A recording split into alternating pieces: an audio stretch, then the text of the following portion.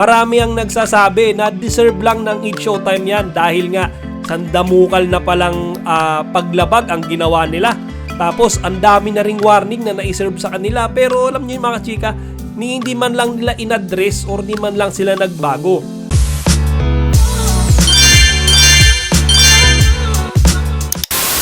Magandang araw mga kachika! Rigel po ulit ang inyong Chika Patrol. Lumabas na din sa wakas ang matagal na nating hinihintay mga kachika, ang hatol ng MTRCB sa ginawang paglabag ni Vice Ganda at Ayon Perez sa kanilang programang It's Showtime. At mga kachika, medyo malala ang naging hatol ng MTRCB dahil sinuspindi nila ang It's Showtime ng halos 2 linggo. Oo mga kachika, 12 araw nating hindi mapapanood ang It's Showtime sa live national television. Samot-saring komento naman ang binitawan ng mga netizens matapos nga nilang malaman ang desisyon na ito ng MTRCB. Marami ang nagsasabi na masyado daw itong OA o exaggerated dahil sobrang tagal ng 12 araw. At meron din namang nagsasabi na ito ay tama lamang na gawin sa It's Showtime. Ngayon mga kachika, para sa inyong kaalaman, ang hatol na ibinigay ng MTRCB ay hindi lang pala dahil sa malaswang pagkain ni Vice at Ayon ng icing sa harap ng mga bata. Ayon sa nasabing ahensya, maraming beses na pala silang nagbigay ng warning sa noontime program na ito. At hindi lang yun mga kachika, may mga nagawa na palang paglabag ang It's Showtime noon pa. Ito mga kachika, isa-isahin natin yung mga paglabag na ginawa ng It's Showtime ha. Number 1.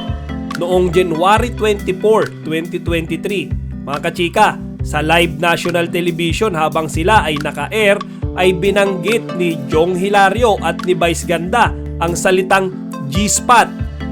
Naku mga kachika, medyo kabastusan nga yan mga kachika kasi ano yan ng babae, parte ng katawan ng babae yan eh. So binanggit yan ni Jong at ni Vice habang sila ay naka-ere. Ayun mga kachika, sa mga nakakaintindi, talagang red flag yan. Malamang sa malamang nakatanggap ng report dyan ng MTRCB.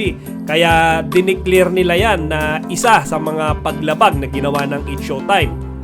At eto mga kachika, pangalawa, inappropriate utterance of word tinggil by host Bong Navarro sa episode nila noong June 3, 2023. So mga kachika, yung word na tinggil pala para sa MTRCB red flag din mga kachika. So yan dalawang yan mga kachika talagang direktang paglabag yan sa patakaran ng MTRCB. At ito namang mga susunod na sabihin ko yung mga warning na ibinigay sa kanila. So yung unang warning mga kachika, sa isang episode daw nila noong January 9, 2023, nagbitaw ng salita si Kim Chiu ng pek-pek shorts. So mga kachika, siguro hindi naman sinasadya ni Kim Chiu yan. Pero syempre mga kachika, yung word na yan is hindi mo dapat binabanggit yan sa live national television. So nawarningan sila dyan mga kachika. Yan mga kachika. At ito naman yung kanilang second warning.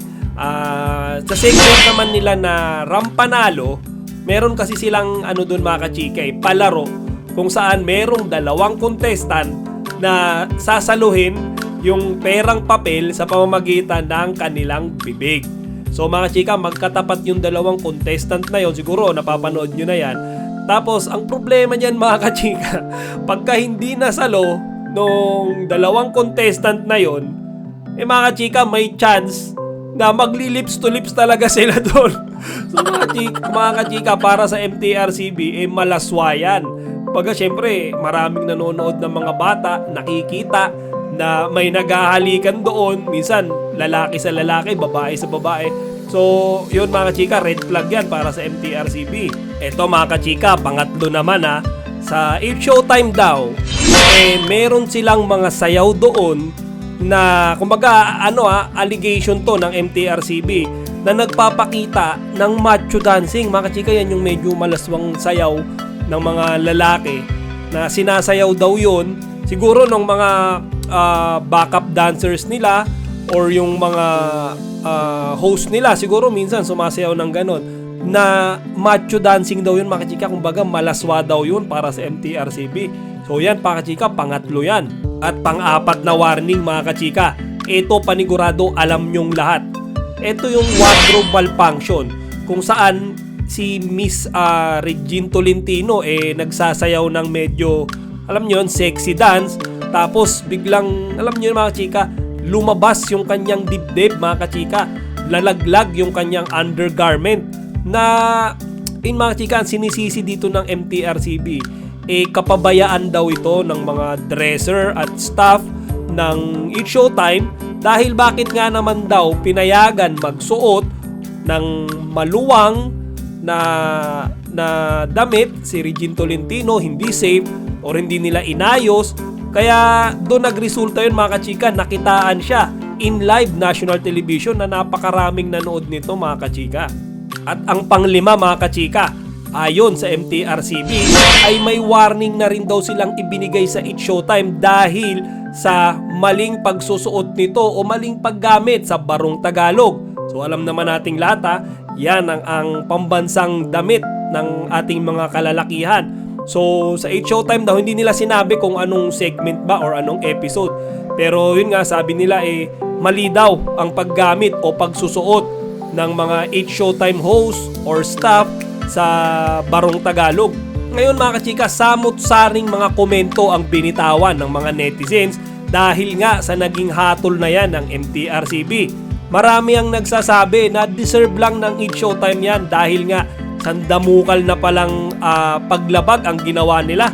Tapos ang dami na ring warning na naiserve sa kanila, pero alam niyo yung mga kachika, hindi man lang nila inadress or di man lang sila nagbago.